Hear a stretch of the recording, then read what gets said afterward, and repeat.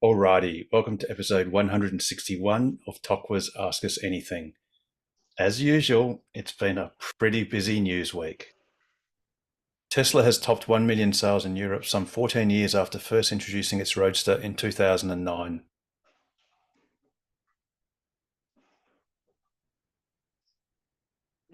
Tesla has announced that initial deliveries of Cybertruck will start at its special delivery event at Gigafactory Texas in Austin on the 30th of November. Western Australia's WA network has further progressed with Synergy's 150 kilowatt Kempower fast DC charger site in Merredin now fully commissioned and open to all EVs to use. Western Australia's WA network has further progressed with Synergy's 150 kilowatt Kempower fast DC charger site in Southern Cross now fully commissioned and open to all EVs to use. This brings the total number of stations currently active to 16 out of the final project plan of 49 sites. Horizon Power have officially opened its two recently commissioned WA network 150 kilowatt Kempower sites at Karratha and Exmouth. The event, held at its Karratha site, follows similar official openings at Broome and Carnarvon. It is expected that Horizon Power's next official opening event will occur at Esperance.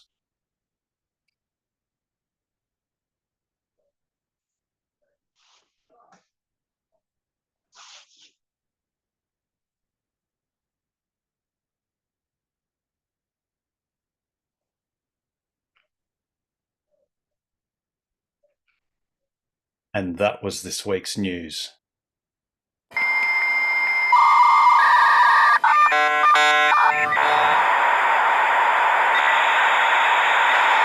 Indeed it was, and welcome to the program.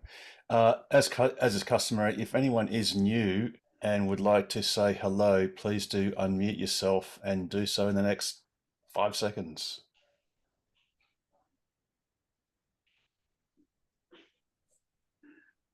Or perhaps a little bit later. Alrighty, have we got any opening questions or comments?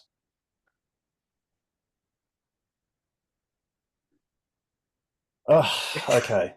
Well, if not, then yeah, if not, then I'm just going to throw straight to the most important thing I reckon that happened was someone got angry at a Cybertruck, and I think the Cybertruck won.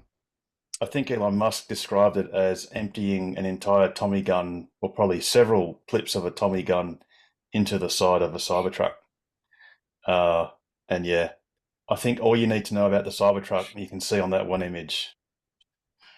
The bullet holes almost spell out Cybertruck. They almost do. A little bit.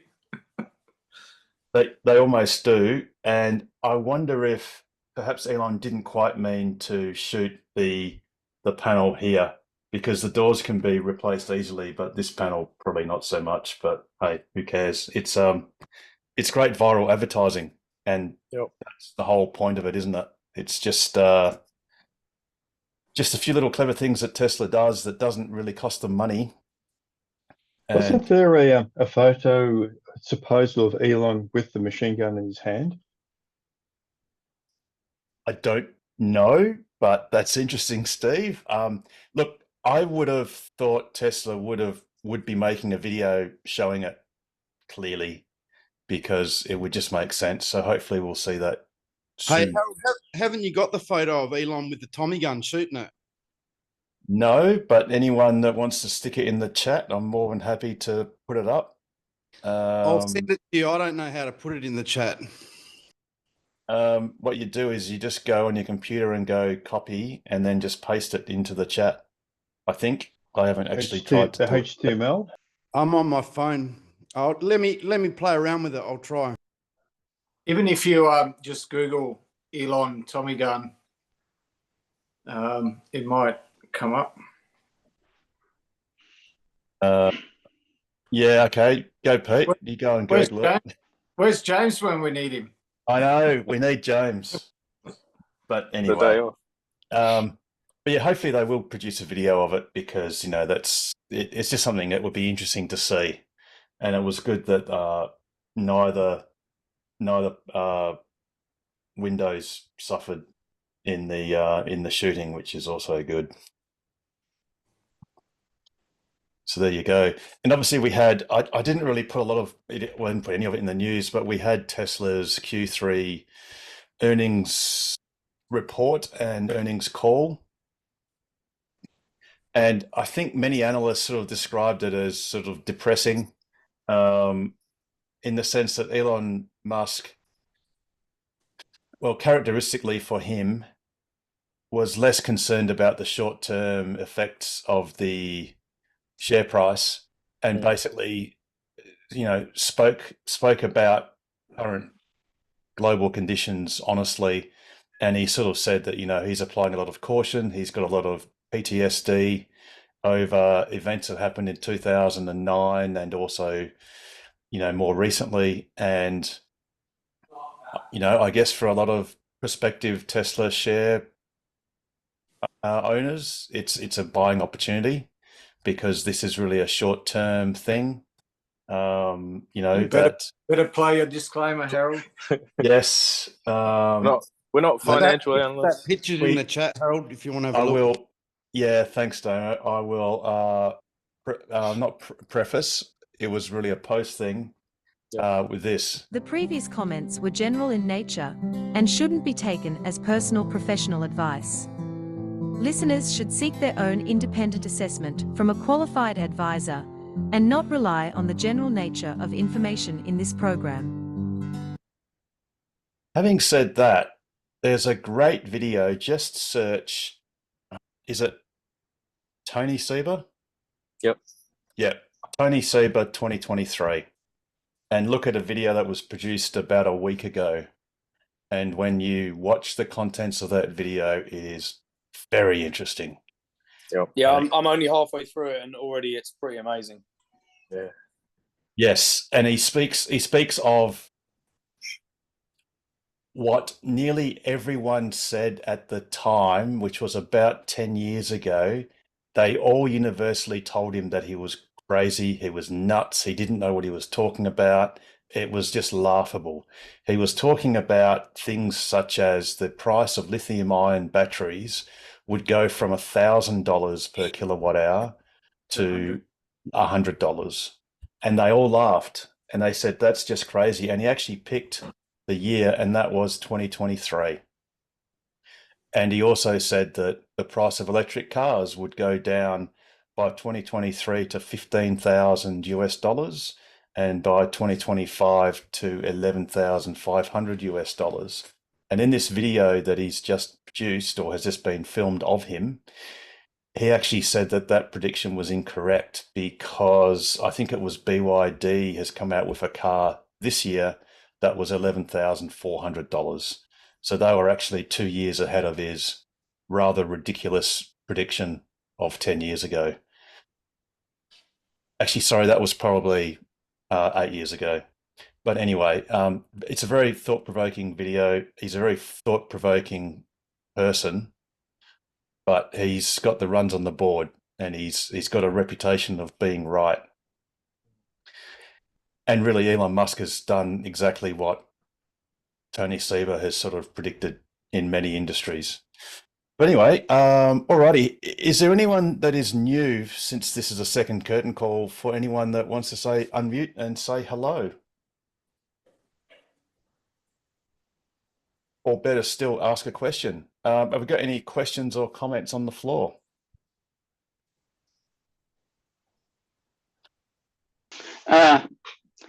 I could start off, Harold.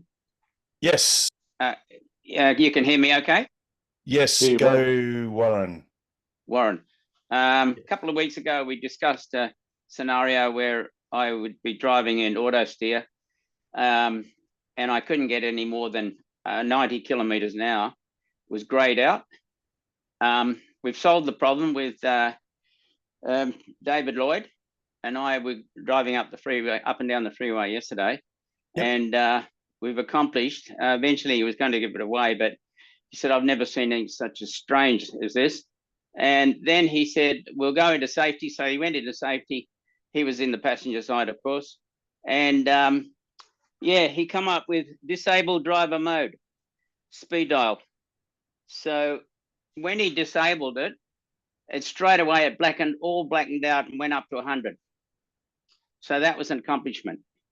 Sorry, so that was in safety, and what was the setting? Yeah, actually, I printed out a version here. I can't see, it's too big, but yeah, disable driver mode, speed disable.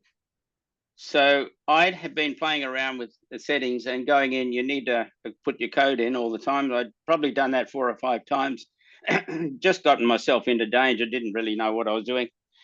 And left it for a while. And that was the best I could get, was 90K without using the accelerators pedal. I could always attain more speed by using accelerator. But now I can get indefinite any speed at all, and it's all blackened out in auto steer. But isn't that the safe? That's a speed limit you can set. Like if you've got kids or whatever, you can basically set the maximum speed. Yes, yes, because like David said, I don't know why Tesla has set it up like that. Maybe if you lend the car to a teenager, and you don't know what he's likely to do with it.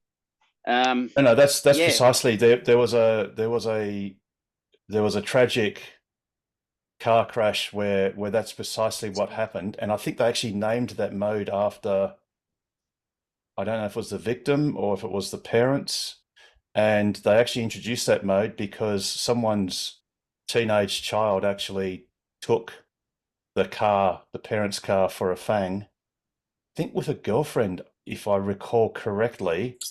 And they basically died because the kid said, "Watch this," and then there was a safety feature introduced. I thought that was something I'd mentioned last week or the week before, which is that maximum speed limit, and it's actually protected by a PIN or a password, so that you can make sure the car can't be abused. Yeah. Well, you know. So yeah. Awesome. Well, that's great that it's resolved. Well, that's fantastic. I'm not going in there again with the code and changing anything. It's perfect now. Good. Yes. Oh, yeah. You can disable it. So Good you can either set it, you can enable it and have a setting, have a speed setting, or when it's disabled, it just no longer becomes a factor unless you re-enable it. And look, I mean, you can enable it for 120 kilometers an hour, which is beyond the speed limit if you wished. But Yeah. I prefer to let my right foot tell the car what to do, and let my brain activate my right foot, so that you know, you just never know in the situation when you might need to get out of trouble or something, or there's an emergency, a bona fide emergency. In fact, I know someone in this room that has actually gone through a very dire emergency, and his car's performed admirably. So but we won't get into that right now. Alrighty, have we got any other questions on the floor? Other than that, David said, let's go down to Port Coogee and see if there's any results from the supercharger. And he was poking around and eventually found a little label, said Tesla, but it looked very generic at the time, and he was a bit worried. So he became very excited when he saw that Tesla written on the cardboard. I hate to, with all due respect to David and yourself, I mean, we already had that tweeted out. I think it was more than a week ago. So it's official. You can actually, if you go to the Port Coogee Village Shopping Centre in North Coogee, if you go to the underground car. Sorry, if I just finished what I was just saying. If you go to the underground car park, you'll actually see that there are provisions for 6 stalls. So it's going to be a 6-stall version 3 supercharger site. And that will be Perth's second site. And it will not be Perth's last supercharger site. Coming soon. So yeah, it's pretty exciting. It's great that we've got a Karrinyup site. We will have before the end of the year, we'll have the Coogee site, and then next year there will be others. And obviously, we're also going to have Kojonup, we're going to have Albany, and probably some other sites as well. And in the Southern distance, Cross. we're going to have, so say again, Steve? Southern Cross is and Southern slated. Cross. I was just about to say that. So we're also going to have Southern Cross, which incidentally is one of the exciting sites that has been opened officially. The pin is open and available at Southern Cross as per the news, and at Merredin, which is fantastic. It basically means that you can now easily get to Kalgoorlie and surrounds. The Coolgardie site is not yet commissioned, so we're not sure when that will get finally commissioned. But there was a pin on the ChargeFox app today saying opened for testing only, so not far away probably. Yeah, I think it might be a number of days away informally. But the thing is, it as nice as it is to have that, particularly if you're, say, temporarily traveling to Kalgoorlie and you want to do some side trips, it would be very useful to have Coolgardie. If you are a Dido, drive in, drive out mine worker, and you work in the Kalgoorlie region, you can certainly drive a Tesla or any other EV to Kalgoorlie, charge it on AC overnight or whatever, and then drive back. So for you, Chuck, yes, a Coolgardie probably won't be ready by the time you get there, going either way. But you never know. You never know. And look, hopefully, fingers crossed, Norseman will be open. The opening of Esperance is imminent. So right, I'll be. I stopped at Norseman today. I'm at Norseman now at the caravan park. I looked at Norseman today just in case there was any surprise, but there wasn't. Yes, then I'll be in Kalgoorlie tomorrow night and the night after, and then back down to Esperance the night after that. So I'll be driving past all these ones, so I'll make sure I stop and share pictures if there's anything good. Yeah, cool. And well, speaking of things that are coming that is good, is the Denim site that was tested and commissioned yesterday. The only thing that's missing at the moment is the pin from ChargeFox, and that's something that's just an administrative task that needs to be completed, and then the Denim DC charger will be fully open and available. And yeah, it's already been tested and it works really well. Also, there will be the near-term opening of the Overlander site, which is roughly in between Carnarvon and Northampton. So that's a key site to basically get to Carnarvon without having to AC charge at Billabong. So hopefully in the next week or so, fingers crossed, that site too will be commissioned, tested, and available. And since we're talking about the WAV network, the Warman and the Halls Creek sites, which I expected to be up on ChargeFox, they're not up quite yet, but again, that should be very imminent. So we will hopefully get to that magical 20 number, or possibly even crack 22 sites, which is almost halfway. And Chuck, tell us about your journey so far. Asks the man who kind of has something that I want to discuss in a minute. But tell us how your trip's been. Hang on, let me put my camera on. Hang on. There we go. Well, and just remind us, for anyone that doesn't know where you're from, you're certainly not from the future, that's for sure. You're definitely in the present. The same as the rest of you now. Yeah, I don't know how good the Zoom setup is in the car. It's a bit weird with the camera up here and the screen here. So you'll be looking at my bald head a lot of the time. Sorry about that. That's cool. You can blame Elon for the camera positioning, you know. That's right, yeah. Didn't plan for it. What am I saying? Yeah, this time a week ago, I was in Hobart and yeah, just driven across the Nullarbor. Amazing. Something which Fantastic.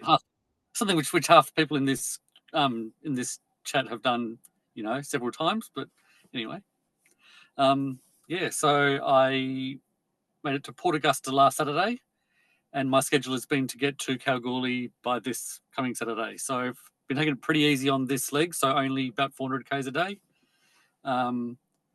which isn't, you know, allows for any unexpected issues. The only thing that could have been an issue if I was rushing it is that actually I think I saw a Roger in the chat. Is that by any chance Roger from Queensland? No,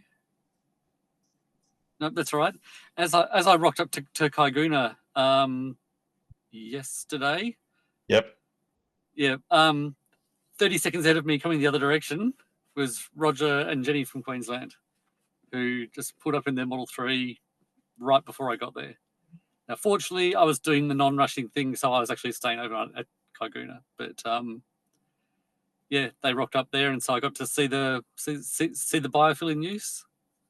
I think they had less than 10% or less than 5%, and so, you know, long range, it was about an hour and a half of charging. But yeah, after their charge, the guy at Kaiguna said, "Oh, we don't have enough left in the drums, so yeah, no more Kaiguna charging for the next day or two until they get that topped up." I'm not sure what their process is there or who they talk to, but so when you say topped up, do you mean the actual used chip oil?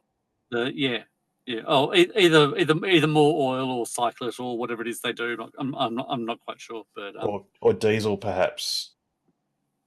So do they supplement with diesel? Oh yes, yeah. So what happens is there are two tins. I'm just trying to see if there's a photo that's been taken of it. Let's have a little look on PlugShare. Oh yes, here. So these you see in these two black barrels, that's where the actual oil is. That's behind. Yep. But underneath here, in this black section, there's actually a diesel tank. So there's a rather substantial diesel tank, and the generator initially starts on diesel and then flicks over to chip oil. Right. And then towards the end, I think it also then, as it cools down, it also reverts to diesel and flushes the oil out. That explains the black smoke. Yes, absolutely. And, you know, I'll preface what I'm about to say with, you know, when I used to own Richards X, I was quite committed to this project. And what you'll actually see is, unfortunately, a testament to the unreliability of the Tritium RT chargers, because the charger on the back of my car is the one that had broken down, and I put it on my car to take it back to Perth after having exchanged it for not a new one, but another one, and put it there. So, you know, and that was a 3-day trip, you know, with 3 days, 2 nights, just to swap the tritiums and all that sort of stuff.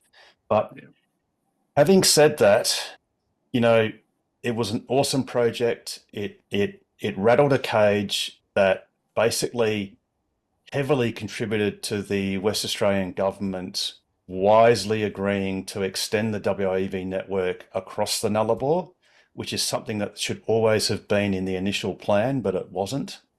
But as much as I want to love that charger location, and I want to love Kaiguna in general, there's a notion of ABC, which is always be charging, but it is also I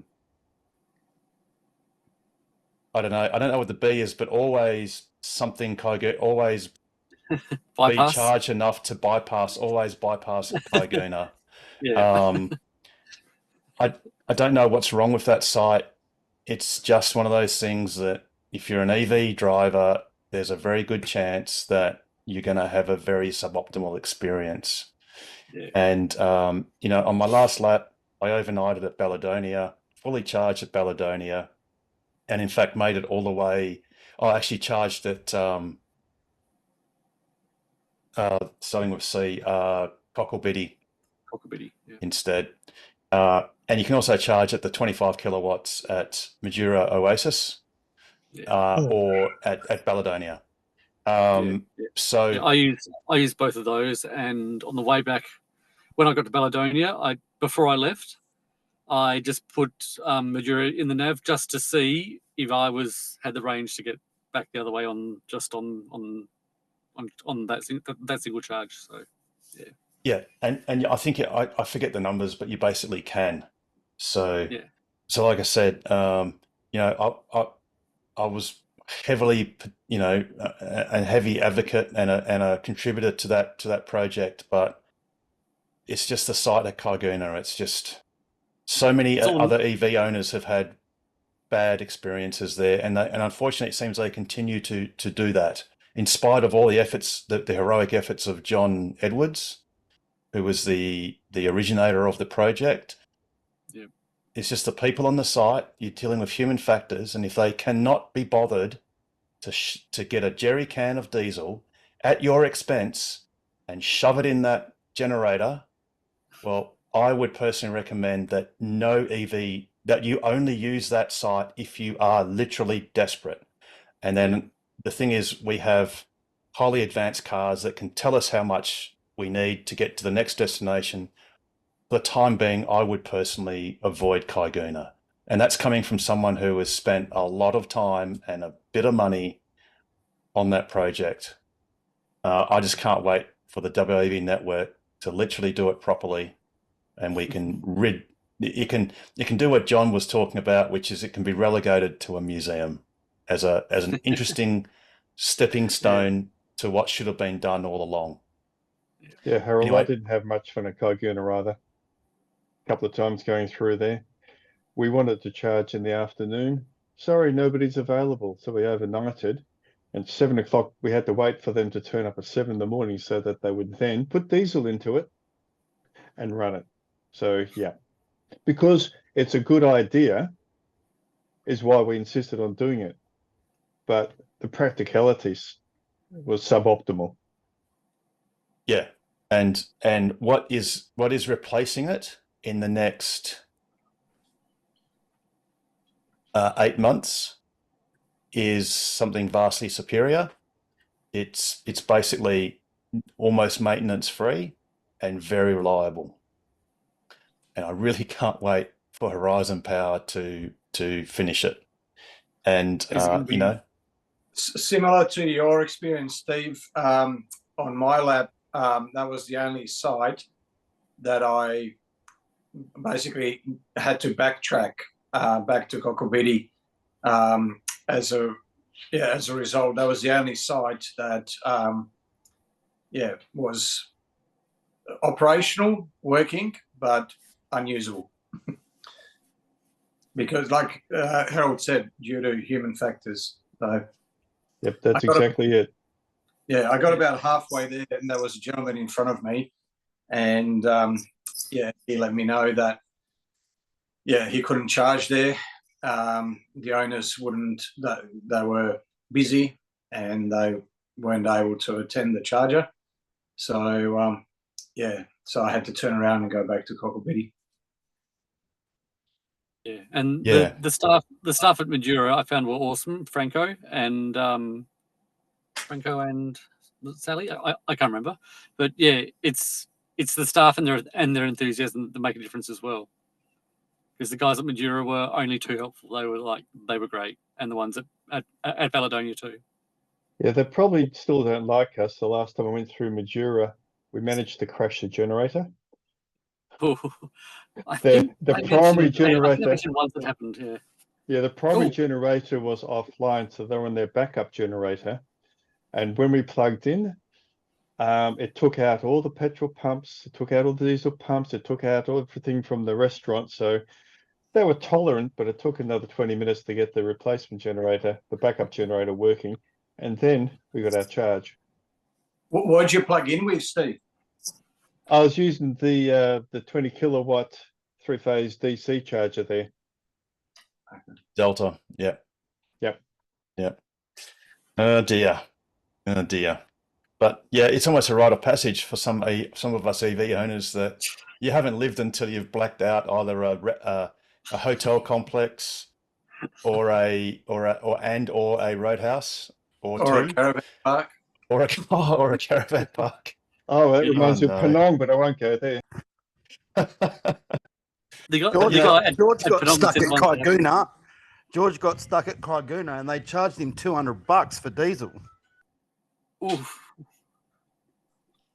Yeah, well, I think there's enough of us EV owners that have been through that location with bad experiences that's like enough said. Like it's kind of, anyway. But look, good thing about the EV network, WEV network, is those charges are fully automatic.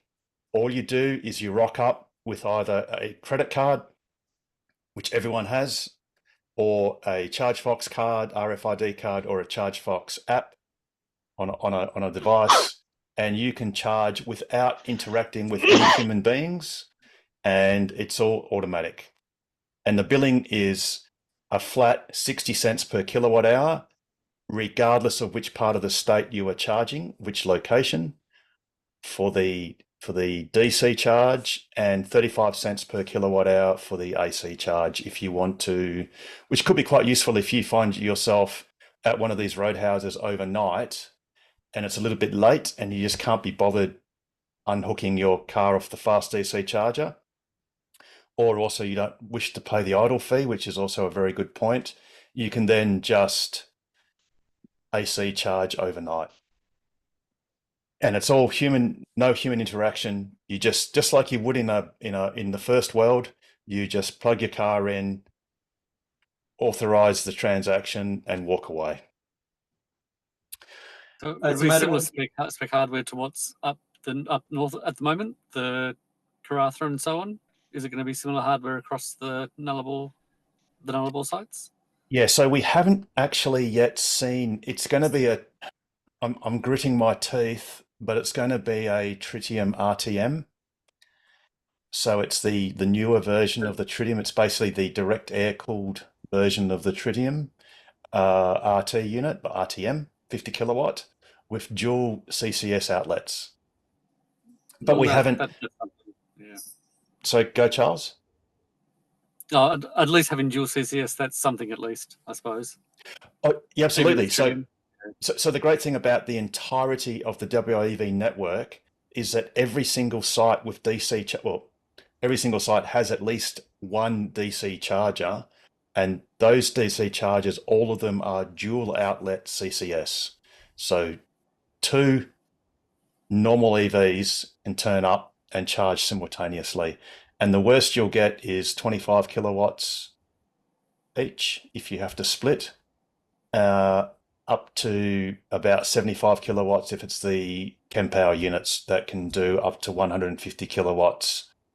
Although, to be honest, you can only really do that speed on a 800 volt pack, such as the Cybertruck. For normal NCA chemistry, you get about 100 and let's call it 112, 13, 14 kilowatts. And on the LFP packs, you get a little bit less. Actually, Chuck, what were you getting in your car? Oh, sorry. You've used a Kempower? Have you used the Kempower 150? Not on this trip. No, I haven't. No, the only unit of that type we have in Tassie is rated less than that. So no, I haven't used one. Driven past 3 that weren't active yet, but 2 of the SA ones and the one at Norseman. But yeah, I think the SA ones are supposed to be 150, the same ones. They're a similar spec. Have you heard anything further from the Kimber unit, Kimber site? Because in PlugShare, someone has checked in and said that SA Power they're waiting for SA Power to connect power, which was going to happen in early November. I think that was a while away. I stopped at both the sites and added photos on PlugShare, I think. And I think the photos were just the same. Just having a quick look now. Where are we? So Wadena is another site that they're actually Oh, actually, look at that. Oh no, they're the same. That's the same photos. That's Wadena. That'll be awesome. That looks like it's almost ready. It just hasn't got the the charge mate, which is the AC side. Yeah, that's right. So even the DC one has got all the protection around the cables there. So yes, probably won't be the that's same thing, I'm guessing. that's the normal state that they're shipped like that. I'm a little bit nervous about seeing the connectors like that in Geraldton. The CCS connectors are actually drooping downwards. These are sort of level, and the cable had in one of the heads had basically filled up with water, rainwater, and rendered the cable unserviceable and had to be replaced. Because once you wick water into a cable, you just can't really get it out unless you've got a big vacuum chamber and lots of patience. Yeah. Oh, all right. So you're going to be in Perth. Well, you'll be in Perth before the end of next week. That's for sure. Yeah, but it should be there on the 1st for the Wednesday meetup.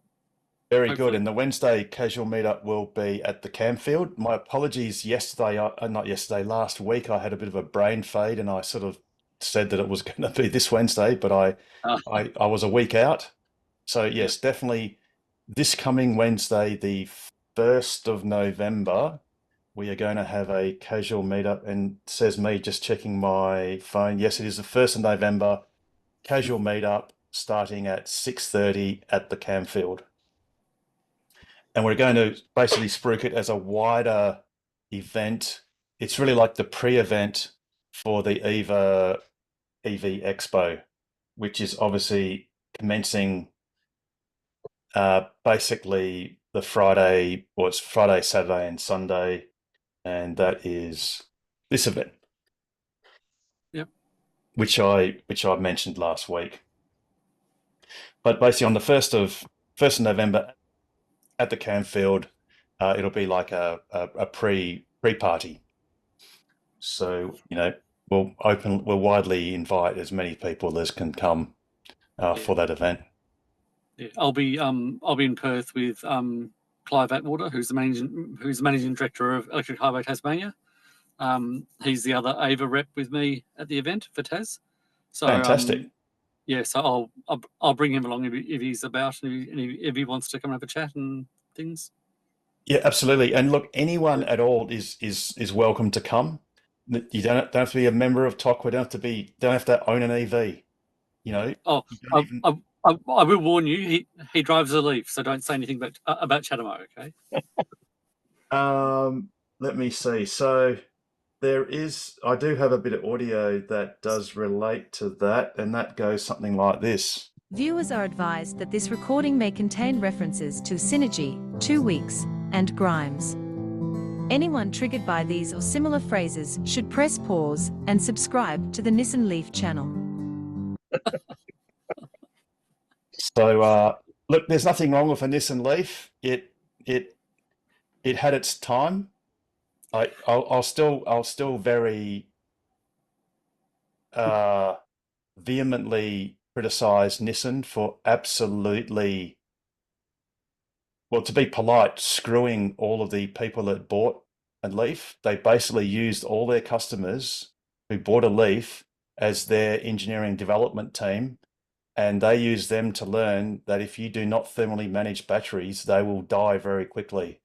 And that's exactly what all the owners learnt, and Nissan did precisely zero about it. And to prove that they learnt from their mistakes, the new Nissan Leaf has zero thermal management, active thermal management. But what it does is it just limits itself a bit more harshly. It won't charge as hard at all, and it won't drive very hard at all when it heats up. Yeah. But Nissan they've set back, I truly feel really sorry for those owners because they've been shafted so badly by Nissan, and it's just appalling. It's literally appalling. But anyway, no, there's nothing wrong with owning one. If anything, you'll get our profound sympathy And I mean, Chuck, you've had one. What have you still got your Leaf, or have you?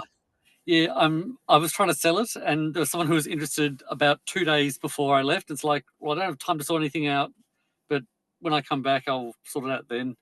Might need to get the 12-volt jump started again, having left it for 4 weeks. But Yeah, right. we'll see. Oh dear.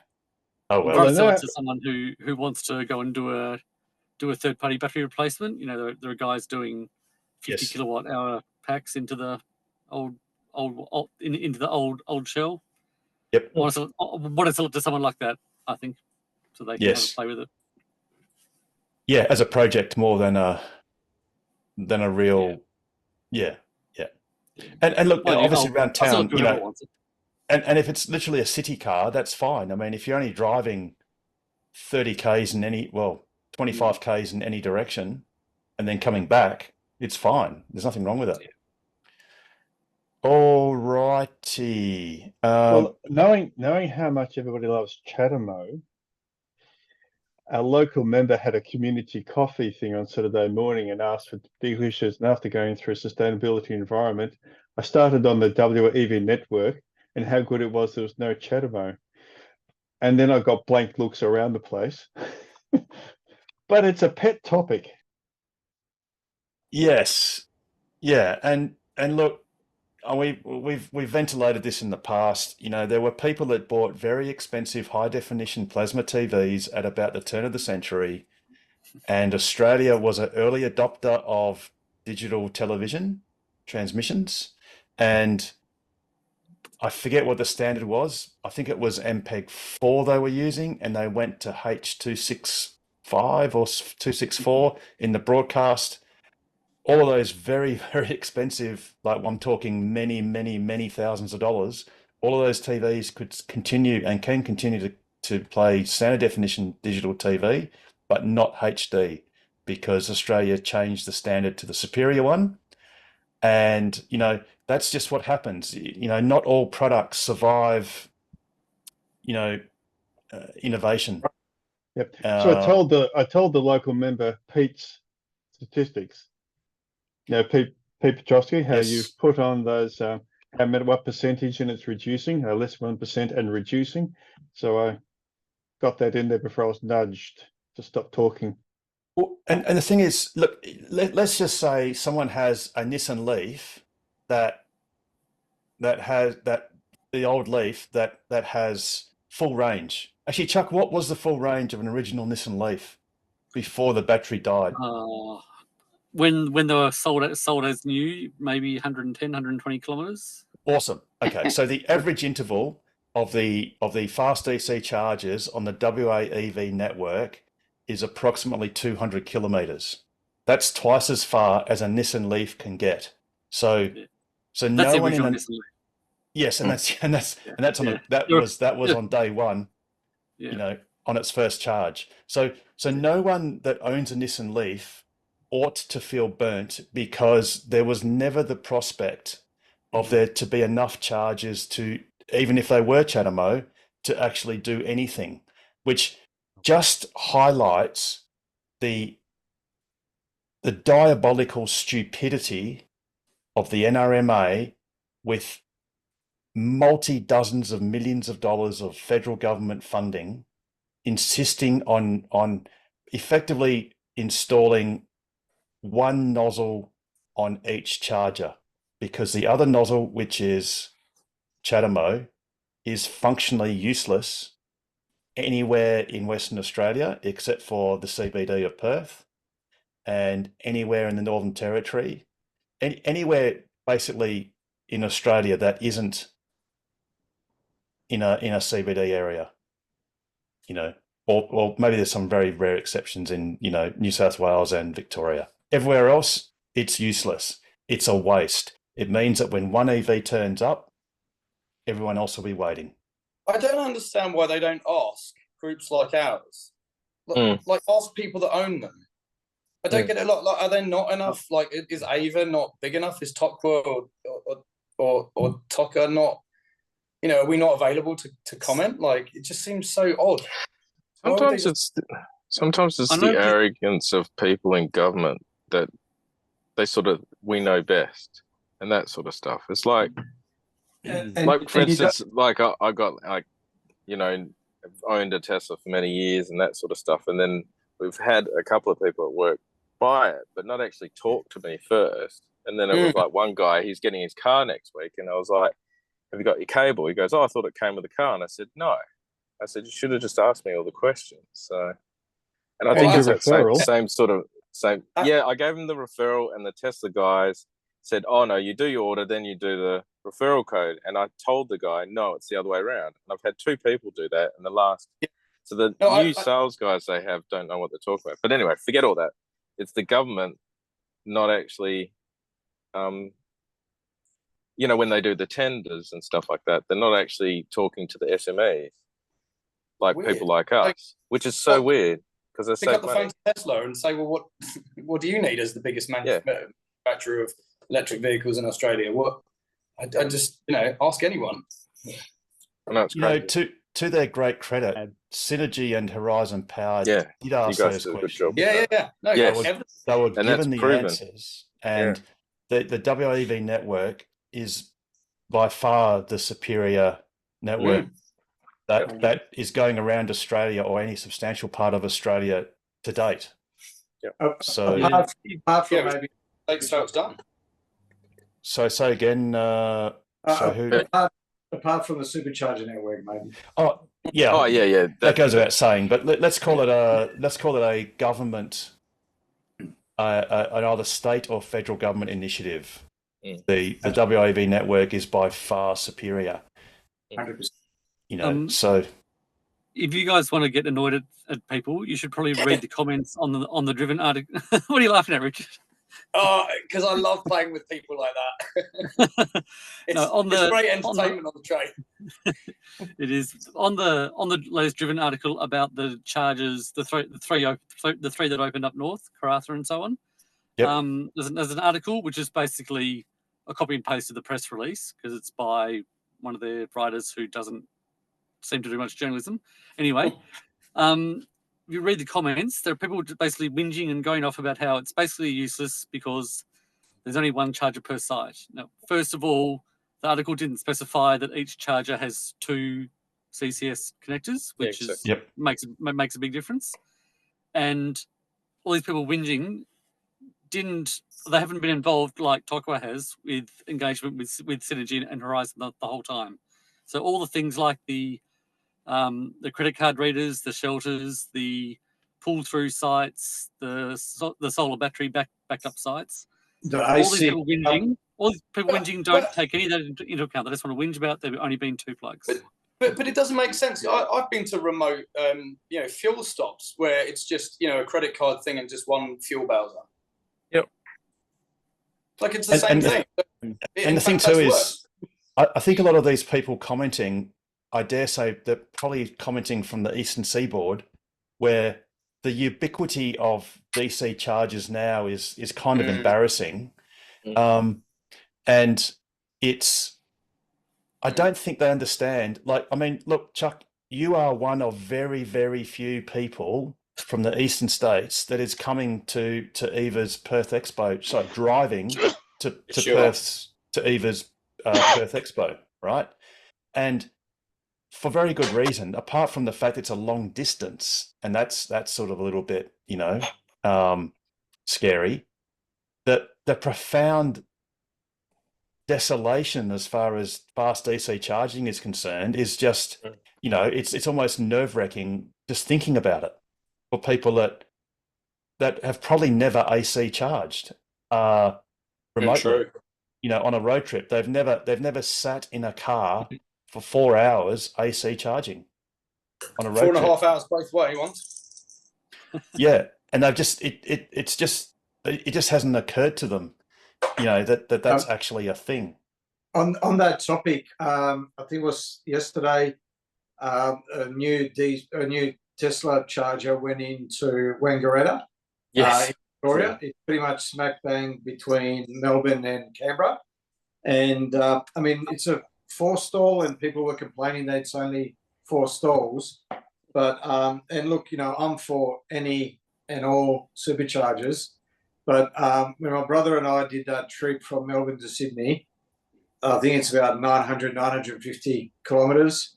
We only had to stop twice. Both times, both of our cars were at 100% before we even got our food come out to us. But all I did was just, when we were in Melbourne, just put in Sydney, and I had, I don't know, was it 6, 7, 8, 9 different superchargers to choose from? And like I said, we only needed the 2. So whether I'm not a local, I wouldn't know whether Wangaretta's needed or not. If Tesla's putting it in there, I'm sure it is. But would have loved to have seen Southern Cross or anything else in WA, the western part of South Australia, or Northern Territory, instead. Yeah, well, Wagga Wagga's gone in now too, and that's close to where's the other one? Gundagai, very close to Gundagai. So they've got a plethora of them over there now, which is absolutely fabulous. I agree with them everywhere, but yes, we certainly do with some. Yeah, and the thing is, if you don't build it in the first place, if you don't have any fast DC charger up the coast of WA, no one will actually contemplate making that journey. I mean, I was speaking to the councillors at Denham, and they were so excited to see the charger running, and they said, "Oh, look, we just don't see many EVs up here." And I said, "No, there's going to be a lot more coming, because most people with an EV, the prospect of having to daytime charge for so long is just too arduous, and it's just wasting time. That all they do is they'll use their second car or their first car at their 4-wheel drive as the means to get up there, not because they want to, but because they basically have to. But once the chargers, even if it's a single charger with 2 nozzles, once they're in place, of course, then people will come. I was just going to quickly say, it's a bit like being in the middle of the jungle and saying we don't see too many cars come through here. Well, if there's no road, of course there's no cars coming through here. Yeah. So, to say we don't see many EVs come through here, well, if there's no chargers, of course there's no EVs. It's not a chicken and egg thing. It's chargers first, EVs will follow. Now, this thing, at risk of boring people to death, there was a radio interview by someone on the ABC Pilbara at the official opening of the Karratha and Exmouth site. Who could that be? Pete Petrosky has very kindly recorded it off the ABC streaming site. The only reason I want to play it is you need to listen to the tone of the person who's being interviewed's voice, and I'll explain why straight after it. But I'm just warning you, it does go for 7 minutes. So if you want to do a wee or something, that's perfectly okay. Here we go. I wonder what it would take for you to take the leap to an electric vehicle. Would it be a better network of chargers? Yesterday, new fast chargers in Karratha and Exmouth were officially open, adding to the WA EV network, which now includes 98 charging stations in 49 locations around the state, making it just a little bit easier to get further in an electric vehicle.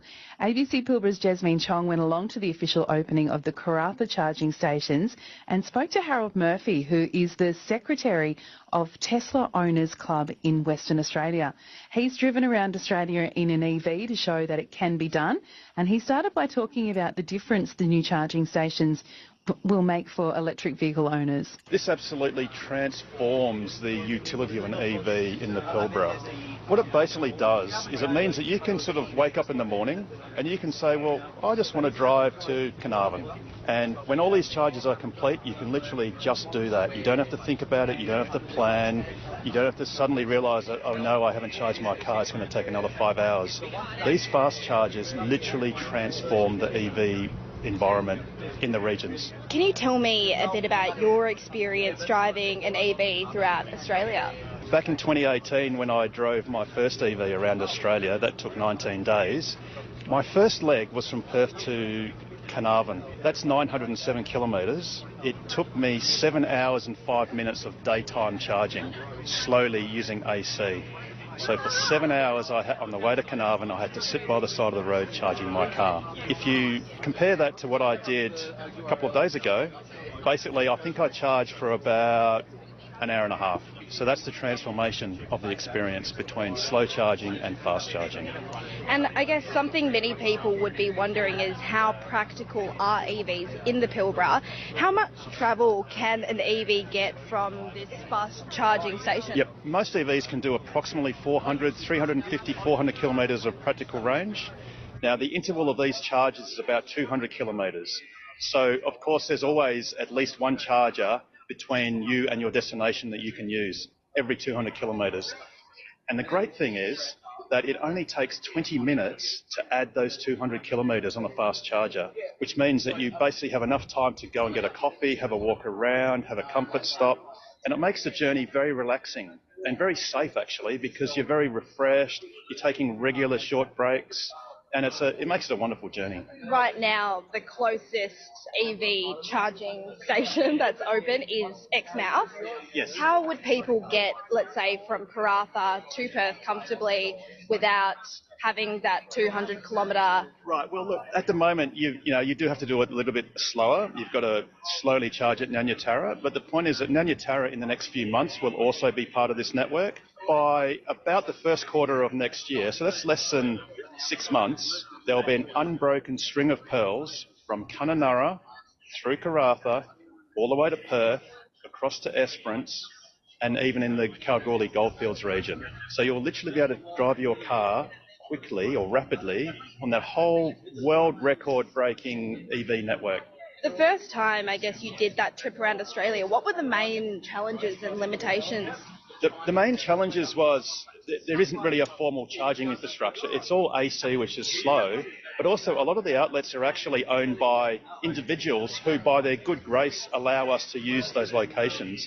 And they don't owe it to us. They just do it out of the kindness of their hearts. So, to be honest, it was really, really, really difficult. It is such a relief that finally, as EV owners, we can be treated as first-class citizens. We can literally jump in our cars and go for a drive and not have to worry about it. And, that is such a wonderful achievement that the West Australian Government, Synergy and Horizon Power have done for the EV community. And this isn't your first time in Karratha. What's it like being back? Can you tell me a little bit about your experience here? Oh, look, it's fantastic. I came to Karratha in December 1970 as a baby, and I left in 1980, so my formative years were spent in Karratha. So yeah, it was quite emotional sort of coming back. And actually this time was the first time I actually, because there was a fast DC charger, that I could actually do side trips, because I could do a side trip and quickly charge.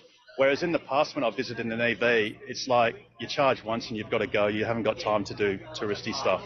And that's another aspect of the EV chargers, is because they're fast, you can then charge quickly and then do what tourists should do, which is enjoy the environments and have a look around. But it's a lot of nostalgia, a lot of reminiscing of happy times, as a carefree kid. And I must admit, as a kid on my push bike, I would never have imagined electric cars and fast charging in Karratha. It's just awesome. You would be well aware that people in Karratha and the Pilbara love their four-wheel drives. What do you think it'll take to really change that sort of sentiment towards cars and the type of car people use? One test drive and they're transformed. They can find out all they need to find out about an EV in about 5 seconds, because these things do 0 to 100 in less than 5 seconds. That's all anyone up here needs to know.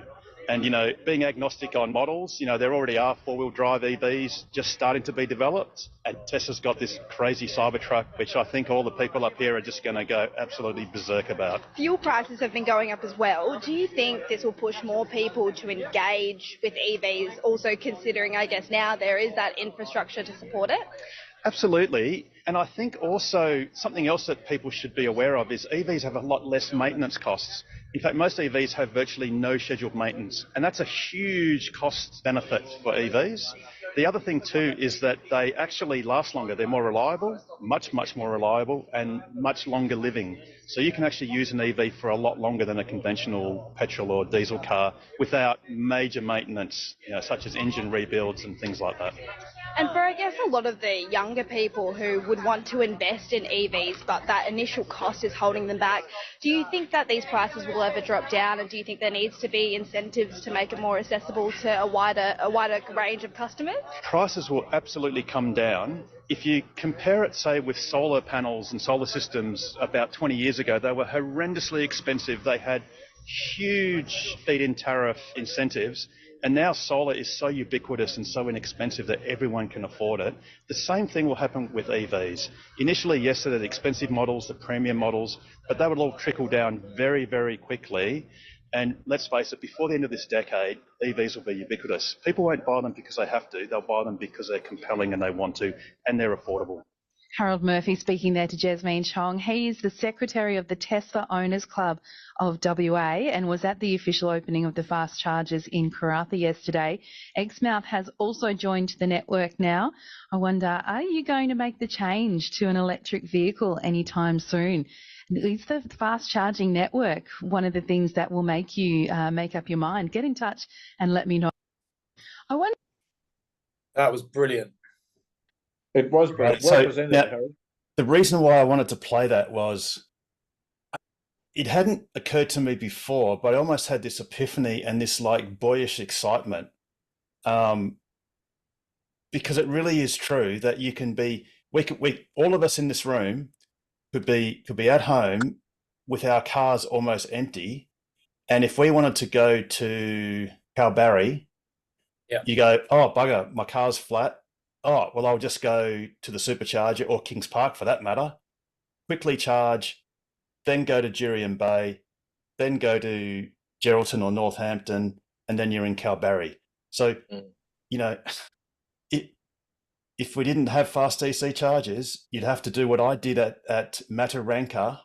And in fact, I'm even going to pull the plug share post just to highlight it. And I've said this before, but I'm going to pull out Mataranka, and this was on my Model X lap, and it's just up here, and it's this pin here, and I'll bring up the photos because there aren't that many of them.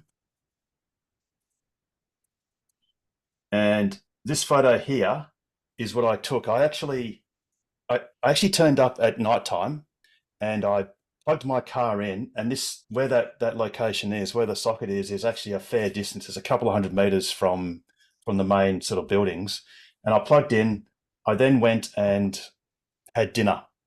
I came back to the car, and I was too lazy to pull my day bag out and walk sort of to the donga and whatever. So I unplugged, drove my car to the donga, got my day bag out, drove the car back to where the charger was, and then walked back to the donga, went to bed, woke up first thing in the morning. This photo I actually took in the morning because it was obviously better light.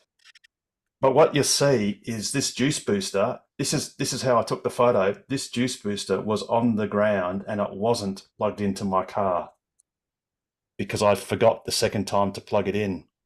So that meant, I think that was about 4:30 in the morning. Or 5 in the morning. It just meant that I had to plug it in and wait for 3.5 hours. And there was nothing I could do about it. I couldn't sook about it. You know, it just changed the rest of my entire day. And of course, that day got even better when I went to Dunmurra and blacked out the service station. So that's the contrast, is on fast DC, you can just, at the drop of a hat, just take off and go. And you always know that no matter what happens, you only need 10 or 20 minutes of charging, even if you forgot. And that's an epiphany that I think a lot of us are going to have, because, you know, most of us aren't planning to go to Exmouth or Denham or Monkey Mia in our EVs, or weren't until now. You know, this Christmas, you'll be able to go to Monkey Mia in your Tesla and do it like someone in the first world would do it, or someone in the Eastern Seaboard would do it, you know. And wouldn't it be nice to whinge that, oh no, there's one Tesla in front of me, I've got to wait 20 minutes. That would be awesome, to wait for fast DC charging for 20 minutes. Anyway, all right. So we've got any other questions or comments? Well, I do actually have one. Oh, sorry, Pete. Do you want to go? Oh, no, just me. Sorry. Oh, You sorry, got Shane. I was just going to say, in summary, I was going to ask a question, but all that information, I guess, leaving from Rollystone to Albany in about 2 weeks. Rollystone to Albany in 2 weeks. We're going to be fine. Yes. So look, at the moment, it's not ideal that there isn't a fast DC charger that's reliable in Kojonup. Says me looking. I'm just looking on PlugShare because I have noticed that site's been off. Actually, I'll look on ChargeFox. No, I was working a few weeks ago when I did Albany, Harold. Yeah, but a lot changes in a few weeks, Domo. That's the problem. That site is always up and down. In fact, I'm looking now, and the Codger Place, such an awesome site. It says site host notified of issue, CCS connector not docking correctly. Oh, well, it says station available once plugged into car. Because if you look at the actual pin, and I'll just spotlight myself. The clip for the CCS plug that actually clips it into the charger's busted, so it just sits on the ground. That's what they mean by that. If you look at the app, sorry, I'll try and get it positioned a bit better. It shows as black and it shows as down. But it does say in the details what to do. But again, you'd have this nervous feeling of, well, hopefully it'll work this time and nothing else has gone wrong. So that's that sinking feeling you get, when it's not part of the WAV network or the Tesla superchargers. Yeah. So could we easily get from, say, Rollystone to Williams, charge up, excuse me, and then get to Albany? Because our easy, mate. Yes. Easy. On the outer skirts of Albany. Easy peasy. It's not as ideal because ideally what you do is go from Rollystone straight to Kojonup. Yeah. And you would have a lower state of charge at Kojonup. And if there was a supercharger there, which there will be one. Charge quickly. It would charge quicker. But it just means you're going to turn up at Williams only having expended about 120 kilometers worth of range. Yeah. And then you just sort of top up again. But it'll be pretty quick. And then you can make it to Albany. Albany's got, actually currently it's got one Kempower with 2 nozzles fully operational. The other Kempower is got a fault at the moment, but there are 2 nozzles and everything's great. And you could even, if you wanted to, go the coastal route. So you could go via Walpole, you go Albany, Denmark? Walpole. No, not Denmark, Manjimup. Oh, yeah. Yep. It's more direct. So, Walpole, and then you go through from Walpole. You can go straight to Eton, if you wanted to, or Treendale, and you're basically in Perth after that. Yeah, that's right. Yeah, cool. All right, no, that's good. Awesome, great information as always. No worries. Sorry, and before Shane, it was Richard Chapman. You were going to say something. Yeah, so I had a good moment the last few days. Finally broke my EV towing virginity, and it wasn't I'll just go and test it. It was actually right. I need to do this to move a new dining table. So so that was great fun. But I had an issue with it, which I just rolled with. But I thought I'd just save it for this to see what you guys reckon. So actually, there's 2 things. First of all, it was very noisy, which Peter Ship, I think I might have remembered you saying something similar, unless I imagine that at some point. But I haven't towed, Richard. Oh, okay. So I thought it was you, but anyway, okay. So the one thing was very, very noisy, and it just seemed a bit distracting at the time, but it seemed to be okay. It seemed to be stable when I had it on the camera looking behind. But the bigger issue was that even though I'd found one adapter from Autobahn to a 7-pin, and then a 7-pin to a large 7-pin to a small 7-pin, which was the lead that then matched the Bunnings trailer. But the thing that didn't work, of course, which you know is going to happen, is the lights. Although weirdly, it sort of worked. You could see that power was getting through. But now I think I've heard something about it's not drawing enough power to trigger, I don't know, some sort of power. Did you something to try? Or, for example, did it go into trailer mode? I did put it in. It didn't go into trailer mode. I put it in trailer mode. Yeah. Okay. So in that case, it won't be that, because the only issue with the lights with any trailer is most of them these days use LED lights, which draw almost no power, and Tesla relies on a certain threshold of power being drawn to determine that there's a trailer connected at all. So you have to manually go into trailer mode if you want to prevent yourself from using autopilot. I figured that's all it's just saying that you have to volunteer for your car to refuse to use autopilot. That's a good tip. Thanks. Now another tip, and this is very naughty, so please do not do this at home. Only allow experts to do this.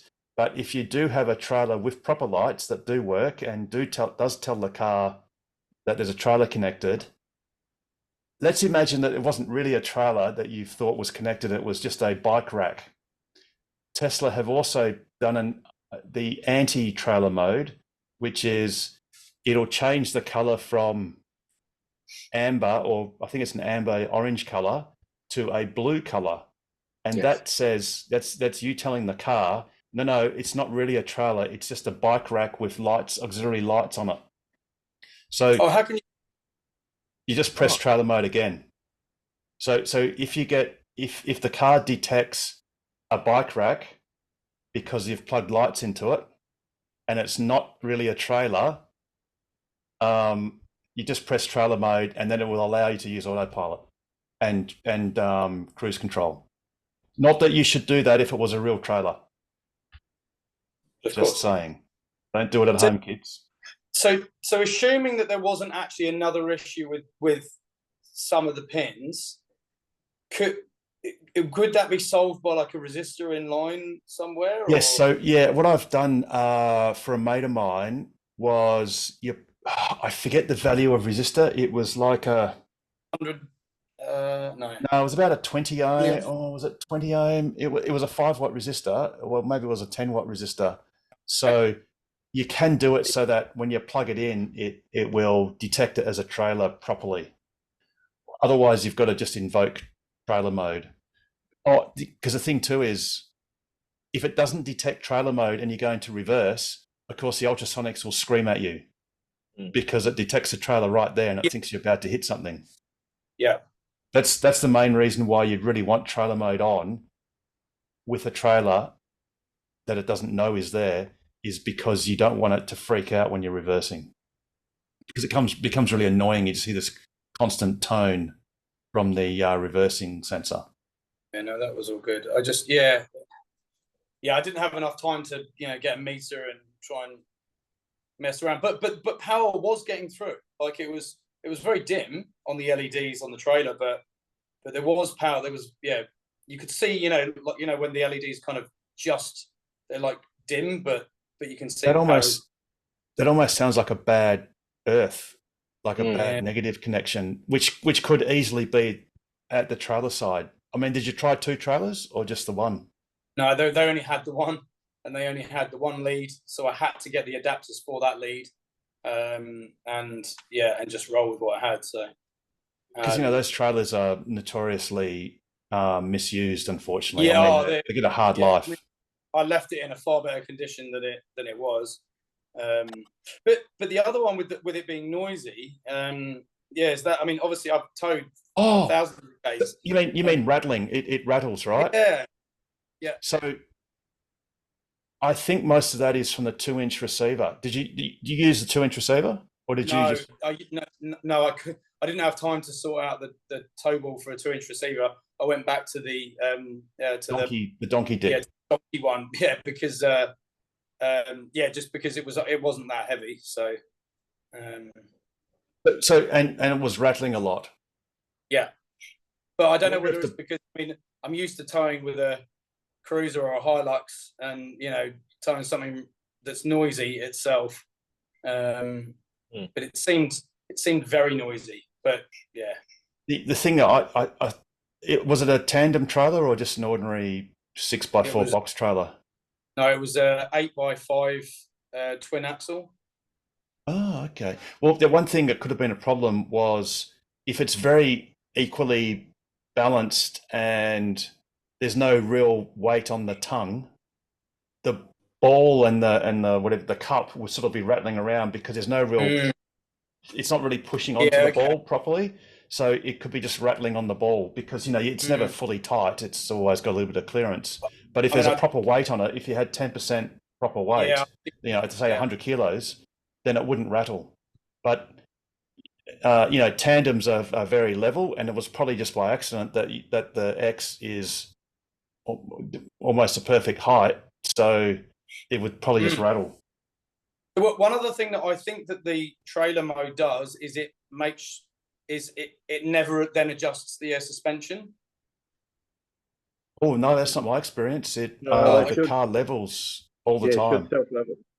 Yep, that was a great feature because you could have a heavy trailer, and in fact, when I towed John Edwards's 2.25 ton trailer, actually it was Rob Dean's trailer with John Edwards's 30 kVA generator, and the whole thing literally weighed 2.25 tons on the nose.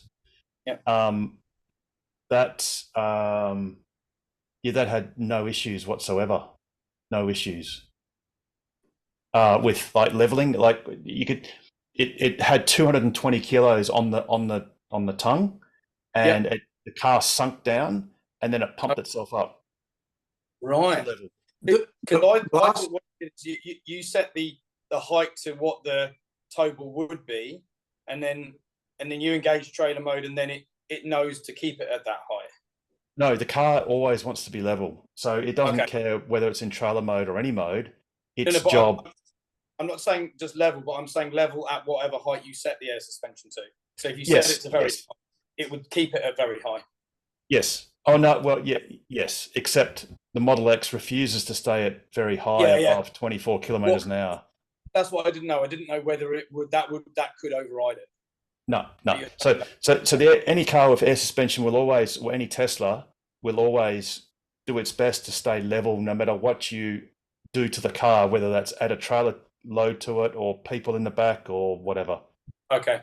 Oh, that's good to know. Yeah, sorry about the connector. I meant to get back to you, and I haven't actually found that adapter. No, but I have a vague recollection that you might have given it to me, but either way, it wouldn't have helped because I needed a 7-pin small connector, and I think the one that you had was the Euro to the blade, to the 7-pin blade, whereas I needed a 7-pin small round. So I don't think it would have helped. Yeah, I mean the Tesla standard one is that weird sort of Euro big connector. Yeah. Oh, is it Euro? Is it? Okay, so that I had the adapter went from that to a flat 7 flat, and then I had to get an adapter from the 7 flat to a 7 round or whatever, 6 round or 7 round, little round. But there's 7 little So but that wouldn't have helped me because the cable, the lead that came with the trailer was a 7 small round to a 7 small round. So there wasn't another adapter for that. So it was fine. And now I've got a range of adapters so I can use with multiple different trailers.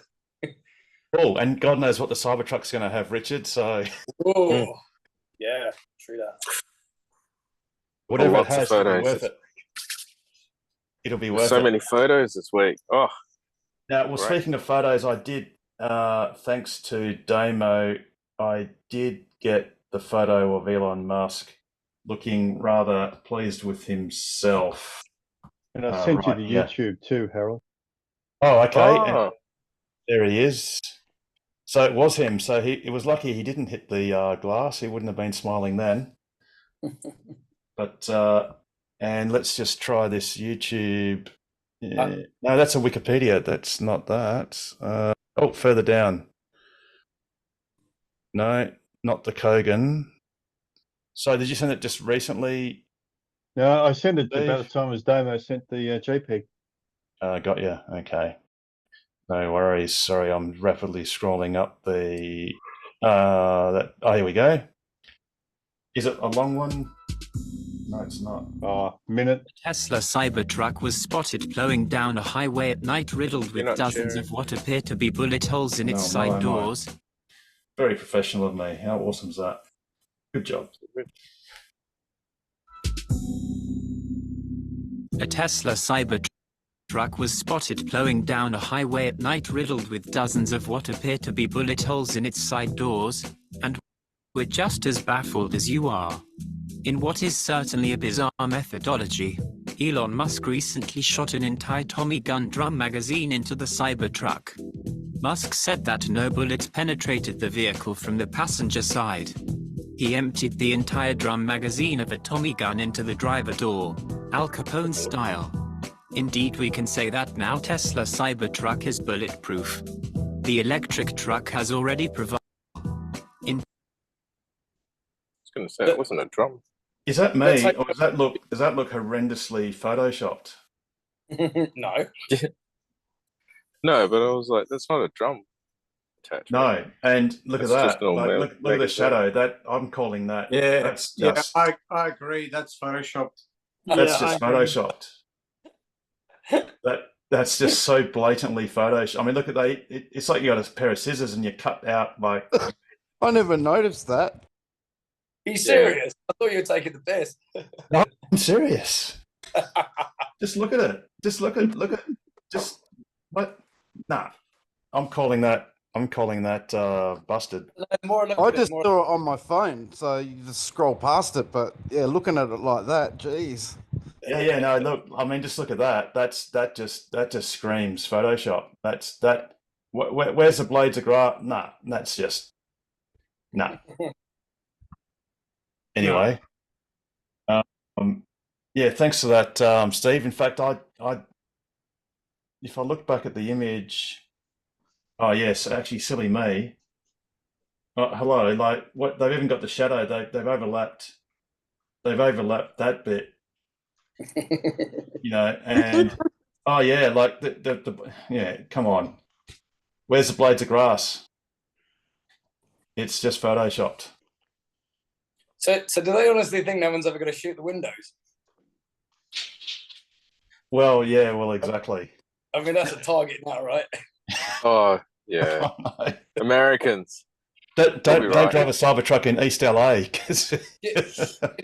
I reckon that whole event has now meant the windows are going to be way tougher than they ever were meant to be, because now they're like, oh, people are going to be throwing bricks at it, shooting it, throwing balls at it.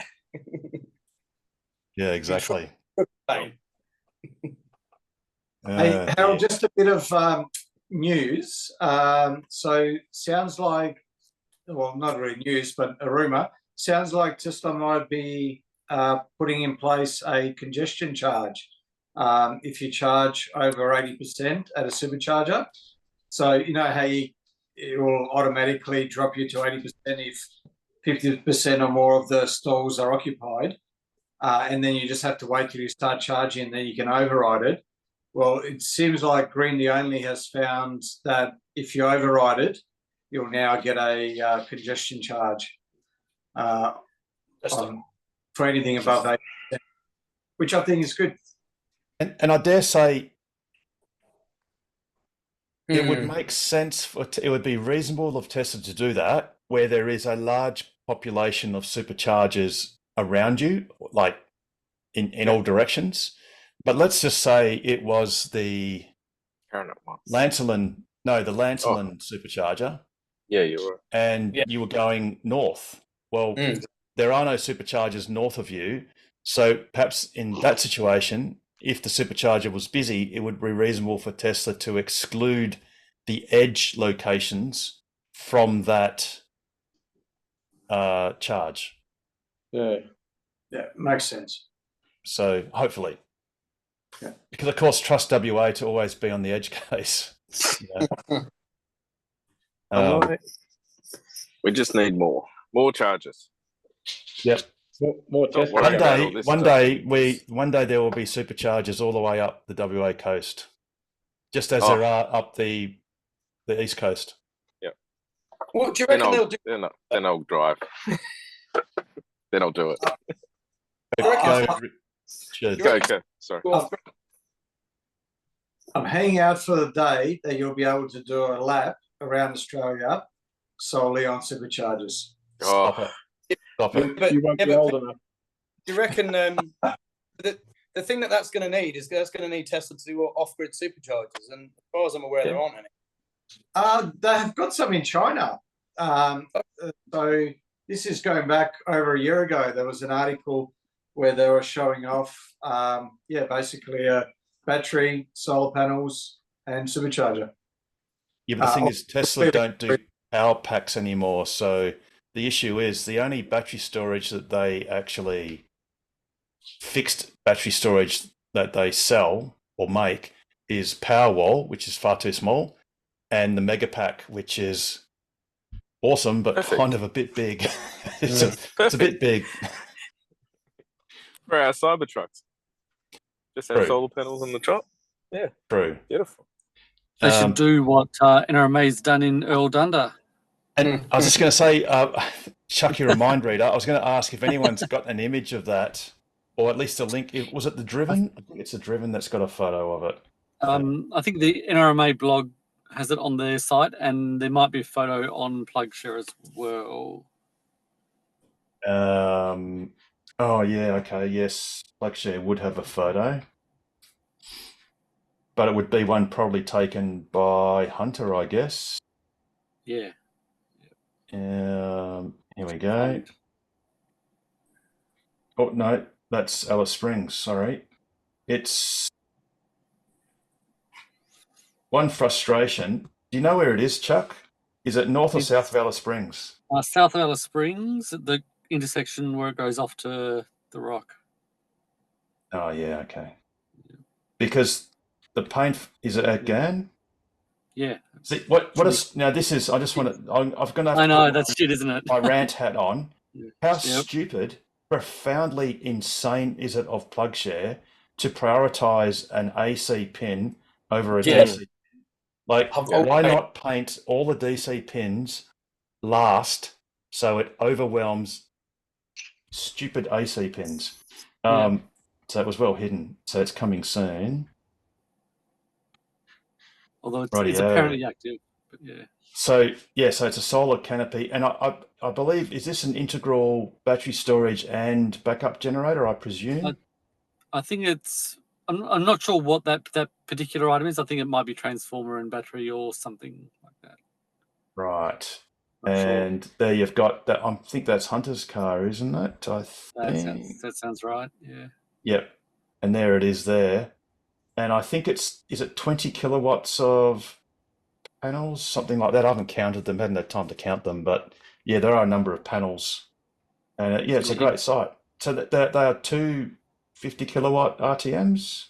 I think they're 75 kilowatt each or something like that. Oh, right. Wow. Awesome. A shame that one of the nozzles will be Chatamo, no doubt. But anyway, so at least you got two nozzles from two. It's even worse than their other sites. Two of the four will be Chatamo. Jeez. Yes. So two of the four. So in other words, there'll be Chatamo on each side. Oh, sorry, one Chatamo on each charger.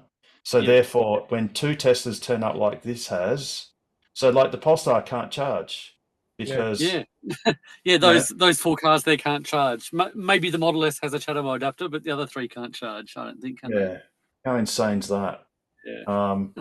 Isn't that a great testament? But yeah, I mean, look, the one thing that the NRMA needs to do next is put one of those chargers, like for the $90 million project that they've been given funds for, they need to put these chargers at all the off-grid sites, Barclay Homestead, Willair, Camberwell, in WA.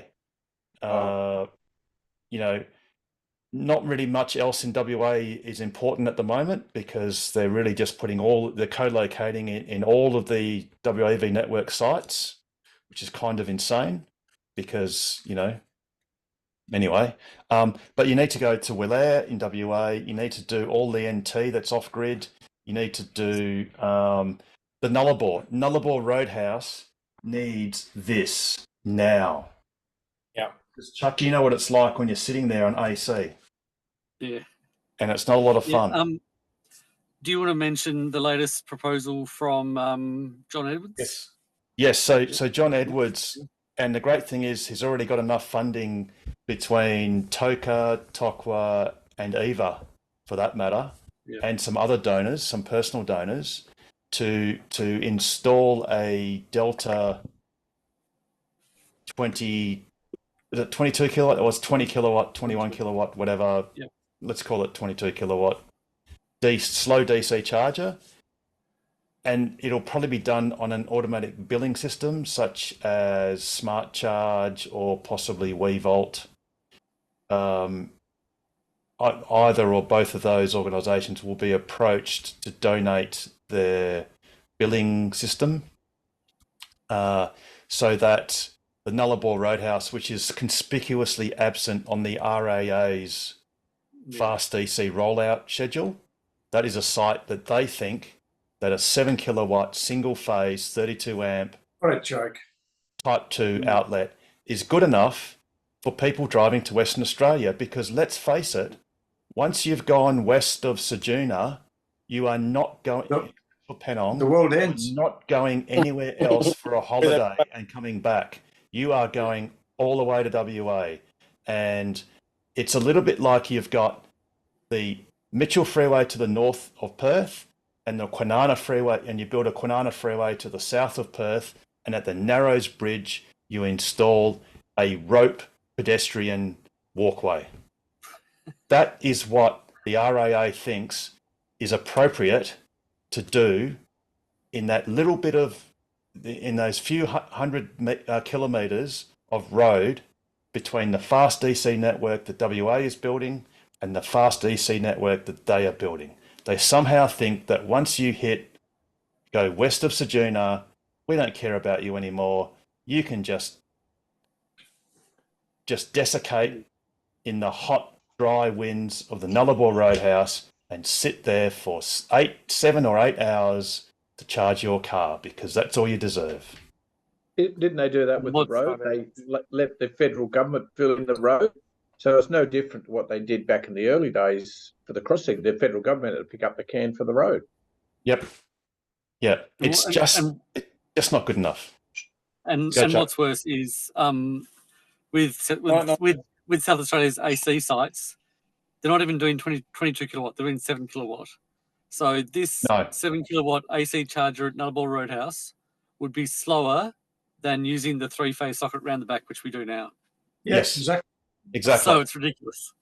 It is literally, it's mind-numbingly ridiculous. So John's had enough of it. It actually, it was one of these happy circumstances. I was talking to John the other day, and he was saying that I think it was NHP.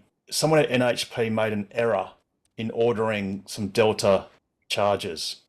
I think they added a 0 to the order, so they got many more than they bargained for. So they actually were heavily discounted. So they cost, I think it's about $8,200, which is, they're normally like, I think they were nearly $20,000 or 15 or something. They sort of, the prices come down.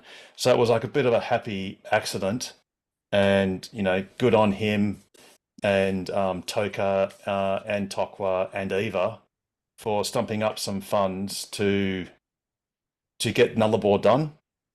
And there'll be another spare charger for another location. That is worthy. While we're talking about an RMA, Chuck, have you managed to get onto the NRMA app so that you can use their charges? Have you been able to for a payment method? Really looked. Is there anyone online who's managed? So Harold. Yes, so Pete, I'll put you out of your misery. I have. Okay. But don't ask me how I did it. Don't ask me how I did it, because it was complicated. Because I think I got a text message from the NRMA once I registered the app and put in my date of birth, everything, you know, my bloody inside leg measurement and God knows whatever else. Because all of these petrol personal station, details. you've got to give them your date of birth before you can. Yes. Well, you got to be surely you've got to be over 18 to buy electricity, Pete. Come on. So once I successfully registered, I think I actually got a text message that said, "Awesome news, you've registered," and blah blah. Now go into your profile and under payments and go add payment. I got that same message. Yep. Right. Okay. Cool. And then I did bury into the app and I found add payment method, and that's the one I put up on our website, on our X page, the screenshot of it where they tell you to go to, and there is no button that says add payment method, and it says no payment methods are registered. Yes, and there's something.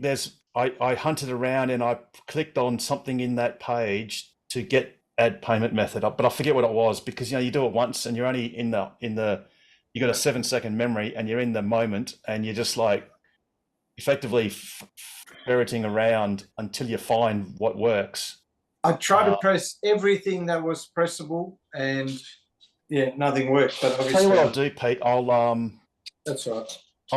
I'll register my wife's. I'll register my wife's phone with her, account for herself, and I'll do a screen record so that then I'll better remember what it was that I did. And put it up on X for other people so they can. I mean, how ridiculous! They're taking taxpayer money and they're putting it. They're creating this walled garden where you've got to give them your email address and everything else. So they're basically keeping the charges from the very people that funded them, the taxpayers. I mean, ironically, they are a very major shareholder of a little billing company called ChargeFox. And don't get me wrong, I am not in favour of monopolistic organisations, and for better or worse, ChargeFox, because of circumstance, is effectively pretty close. I wouldn't call it a monopoly, but they are the absolutely standout dominant billing provider. But it's really ironic that NRMA has chosen, for commercial reasons, to not use their in-house open billing system that many other vendors use. They're using their, like you say, Pete, it's really just an advertising platform. I mean, look, let's face it, Tesla does the same. So if you want to use a Tesla supercharger and you are a non-Tesla EV, you have to download the Tesla app. And I guess NRMA is doing just that. But the Tesla app is straightforward and easy to use. This thing is, and the Tesla app is, it's about charging, and it's about, your car, if you've got a Tesla, obviously. This is all about insurance. This is, some ad campaign about getting inspired, exploring Byron Bay, featured benefits of NRMA, the latest articles. I just want to charge my frigging car. And what's more, us taxpayers have put in dozens of millions of dollars to the NRMA just so we can be fed ads and other rubbish, instead of being given a direct mechanism to charge our cars with our taxes that we paid the government, that then handed it over to them. Exactly. Anyway, rant over. So many rants. Okay, can I ask a question? Okay. Yes, Steve. So we've talked about CHAdeMO cabling. Is it possible for it to be replaced? Yes. So that might be an upgrade that NRMA and others will listen to when they look at the statistics and go, that was a shit idea, putting CHAdeMO plugs on, wasn't it? Do you think they've got that much intelligence to check? No. Sorry. I'm going to go back on what I just said. My rant's not over. So I've just clicked on EV charging at NRMA, and I got a message that says, something's not right. Please call us to get charging. Yep. So now they want me to call them. You know what? I'm going to call them. Don't do it now, because we're going to end the show. What I'm going to do is, it used to be a joke that this show would go on longer than Ben-Hur. but it's actually Elon Musk's fault that the show, which is probably a good thing, that the show will be less than 2 hours, because 2 hours is the X.com or Twitter video maximum time a verified user can post up. So for the first time last week, we actually posted up this show on Twitter/X. So we've got to make sure that we finish before 9:30 so that I can actually post up the video unedited onto X. So that's a good little whip to keep us disciplined. Exactly. I like it.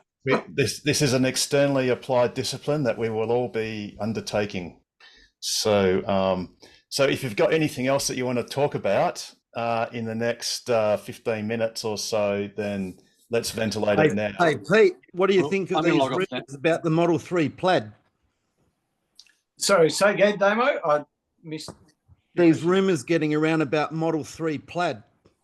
They're wrong, Damo. They're wrong. How are they wrong? They're wrong because it's not the Model 3 Plaid, it's the Model 3 Ludicrous. Because if you look at the badge that was in the electronics parts catalog, the EPC. Yeah, I was reading something about that. If you look at the actual, it's where all the stars are coming towards you, like in a cone sort of shape. That part of Spaceballs was Ludicrous mode, not Plaid. So it probably won't be called the Model 3 Plaid. It might be called the Model 3 Performance Ludicrous, or what was the Model S had Ludicrous mode? Harold, I'm going to disagree with you on that one. We'll see who's right, but I'm going to say they're going to stick to their Plaid badge. Please feel free to play this back, and if I'm wrong, I'll admit. You're right, Pete. I think it's going to be at the end of the day. Actually, I'm going with Harold on this one because I've read that before. Yeah, I've read it as well. If it is a Plaid, it might tempt me out of the S. Not saying it would, but it might. Do you reckon it's going to be tri-motor, Harold, or just hyped up dual motor? Two motors. I don't think it's going to be a tri-motor. I think so too. I agree with Peter Ship. Yeah, I don't think so, Damo. I think it's just going to be 2 motors, but will it? I think they're just extracting more power out of it. I think they're just going harder. Yeah. Supposedly they've got a new remotor for it. I was just looking at the detail today, but I didn't understand all of it. But it's a high performance motor for the rear rather than a tri-motor. So maybe it's because, the Model 3 and the Model Y motors are different to the S and the X motors. They're not, I'm pretty sure they're not the same. So maybe you're right. Maybe the Has the S got like a graphite housing? That's the Plaid. No, that's the Plaid. That's quite, I'm going to say that's quite ludicrous. It's for that 1 in 1,000 of a car that someone wants to go 300 k's an hour in. So the RPM, the revs that the motor has to do to get to that top speed, the G forces involved, the centripetal forces involved are so high that the magnets, because the magnets are there's actually permanent magnets in these laminations of, I forget what the material is, but whatever, and it would just fly apart. So the overwrapping of carbon fiber is actually there to stop it from exploding, basically, because of the high RPMs needed to do 300 k's an hour. But the thing is, you don't even do 300 k's an hour in an Autobahn. You just don't. You just can't. It's just not practical, and they should stop it. Yeah, have it as a halo car. Have it as the track pack or something. Have it as the Plaid Plus. Remember how Plaid Plus? Yeah. Yeah, and Plaid minus. The new Model 3 Highland, they've reduced the top speed down to 200 kilometers an hour because they've got a new version of tires that are only rated to 200 k's an hour, and therefore that's what they've rated the speed of the car to be. because cars aren't allowed to go faster than the rating of their standard tyres. So, and I don't see people in Europe screaming how bad that is for the Highland. You know, it's in Australia, you just can't do it in any state or any place that's an open road. So back to the motor. So maybe they have developed, maybe they're putting in a larger rear motor that'll get that extra performance, but it won't be a tri-motor, Damo, because the tri-motor. Harold, Steve, in the chat, I've put a editorial link to Car Sales where they're talking about the social media discussion about the Tesla Model 3 Ludicrous. Right, yes. So they haven't really got a very close image, but that image there, and I've zoomed in on it before. In fact, we can open it in a new tab, and that is not the plaid mode. That is ludicrous in Spaceballs, because it's basically all the stars sort of in a cone shape coming towards you. And dual motor. And dual motor. So where's that photo taken off though? That's from the Electronics Parts Catalogue, EPC. So you can, and anyone can, you can basically register as part of Tesla.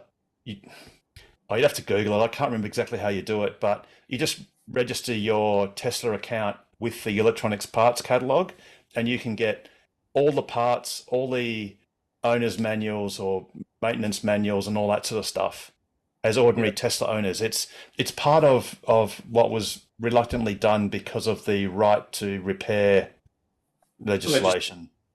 And, you know, Tesla had resisted it for a very long time. I think in the past, to get all of these EPCs, Electronics Parts Catalogue, you had to pay mechanics rates, which is like $2,000 a year or something for access to various things.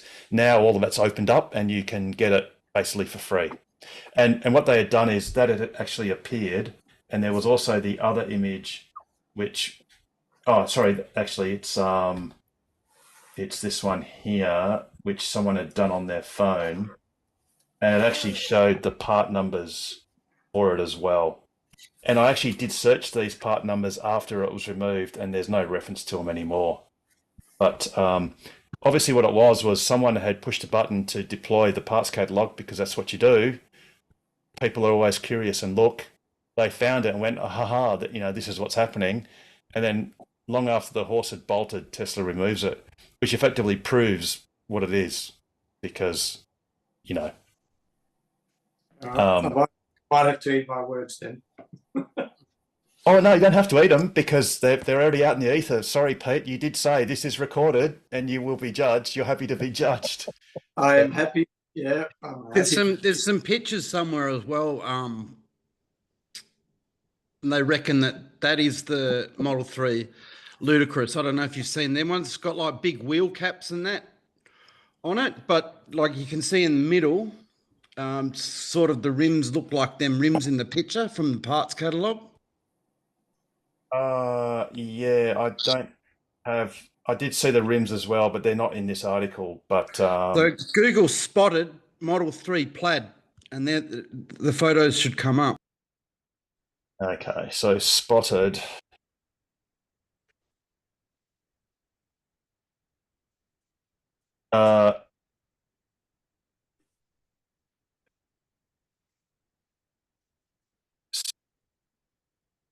Yeah, it's always risky doing this live. Images. Yeah, because it was in the Electronics Parts Catalogue. There were a whole lot of different rims.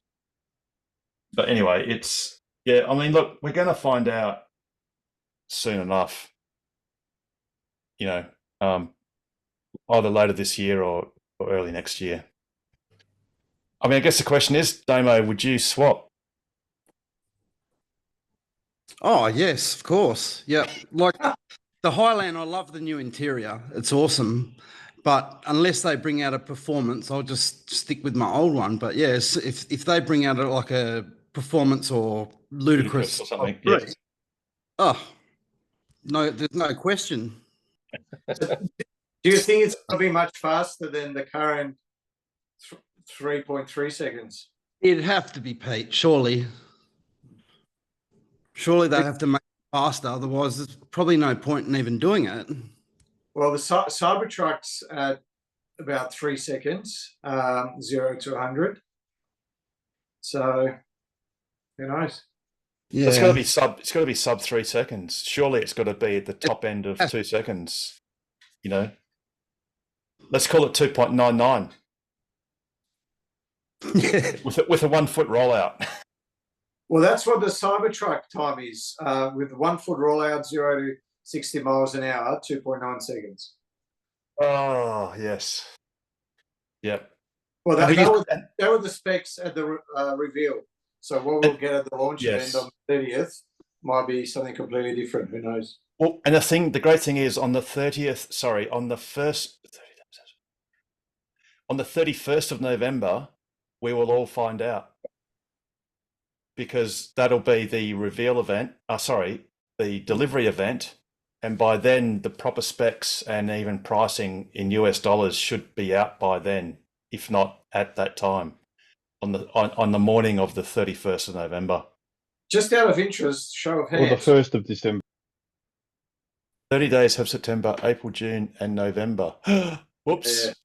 Yeah, 30 days. Oh, what an idiot. Okay, sorry. Now I'm going to have to talk quickly because we've got about 7 minutes before we got to go. But just quickly, it's 1st of December. Go, Pete. Show of hands. Who else got a Cybertruck order? Put your hand up. No, dear, that's a bit disappointing. What? It's just you and I, Pete. It's just you. The question? Who's got a Cybertruck order? There's better. They got Steve. George has. Oh, very good. Yeah, but he's not in the. Oh, yes, he is. He's in the room. Yes. Oh, there's a lot of people with their cameras blacked out, which doesn't. Yes, really I know. It's help. okay. It's. Oh no, I saw a few hands come up. Digital hands. Oh, right. Okay. Very good. Yes, I can't wait. And not. Oh, man. George has got both his hands up. He must have 2 orders. Well, there was. I didn't put it in the news, obviously, because they're all just rumors. But there was someone who alleges, and they did show a partial reservation number, and they alleged that they were told that it was going to be. Was it about 100,000, roughly $100,000 for the tri-motor Cybertruck? But you know, and the funny, and I think was it Dylan Newmas on Electrified rightly sort of said, or was it Rob Mauer on Tesla Daily? No, it was Dylan. Rightly said, this guy claimed he wasn't sure whether it was all right, whether Tesla would mind him saying these details. And of course, the logical thing is, if Tesla did approach buyers, which they have to be approaching someone if it's members of the public who have got proper orders, unless it's just an employee-only event. But if they're already approaching people to start paying money or thinking about paying money, they would be very clear to say, this is on the basis of you don't tell anyone, or they'll say, don't worry, you can tell anyone you like because it's not secret. And for the fact that this guy kind of claimed he didn't really know whether he should or shouldn't, it could very easily be just like the Cybertruck being shot up by Elon Musk, that photo, it's just photoshopped and, you know, it's just a rumor. Just for reference, at the reveal event, the tri-motor US dollar price was 70 grand. Right, so it's plausible that if it goes from 70 to 100 after we've gone through I wouldn't call it hyperinflation, but significant inflation, that's probably on the money. That's not unreasonable for it to go to 100K. And so, I mean, that would be getting with on-roads. It all depends whether the Cybertruck is deemed to be what's the category? Is it a heavy vehicle? Effectively a commercial vehicle, for want of a better term. Yeah. LCT. So, but if it does attract LCT, we'd be getting up to close to 200 grand at 100 with on-roads and everything, and a luxury car tax. The 70 grand converted to roughly about 152 grand. Yeah. Aussie. at the exchange rates at that time and the luxury car tax regime and everything at that time. So yeah. Well, you know what? You only live once, and I'm going to hold on to my order, and I'm going to order it anyway. I'm going to have it anyway, Pete. It's worth it. It's so worth it. I don't think it'll be the only one, Harold. Have you ordered Thailand, Harold, or Pete? No. I haven't. No. The only in between, that's a very good segue, is the rhetorical question is when they bring out Juniper Model Y, probably at the end of next year, is whether that's worth buying or not. And it's not because it's worth buying for economic reasons. Is it worth buying for what you're going to get? Who knows? Just a quick question, Harold, before you have to close up. Yes. Do you guys have an online forum or something where we can ask questions, or is there a database where you have phone numbers so I can call guys to have additional questions? Because I couldn't find anywhere. So the website is tocwa.org.au. So tocwa.org.au. But then we've got a private Facebook page that's got about 4,000 members. Okay. So that's the Facebook page is probably the best place to ask questions.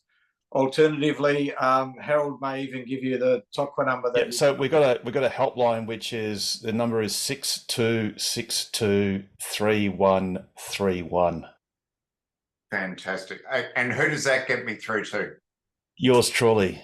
Oh, is that right? Okay. So, we also, if you go to tocwa.org.au, as Peter described, and look up, there's a tab on the menu for forum. We've also got a Discord server for discussion there as well. Okay, and some good FAQs. And we've got FAQs and all that sort of stuff. There's lots of helpful articles. If you've only just bought your car in the last few months, you can Google TOCWA, TOCWA, what to expect when you're expecting your Tesla. And that's got a lot of good stuff about anything and everything, anything from charging etiquette. Actually, I better shut up because it's 9:29. Yeah, so we're unfortunately gonna have to wrap this show up so we can get it within the 2-hour time frame. So Pete, and thank you everyone for joining us again, and please do like and subscribe and hit the notification bell. Pete, how would you take always stay sustainable and stay ahead of the curve? Well, that was a lot quicker than I expected. And the best way to do that is buy a Tesla, join TOCWA, and ask us anything about accelerating the world's transition to sustainable energy. Have a wonderful week. Next week, we are at the Camfield in the prelude to the EVA conference. So we'd love to see you there in person. Good night, everyone. Night, Harold. Night, Pete. Night, everyone.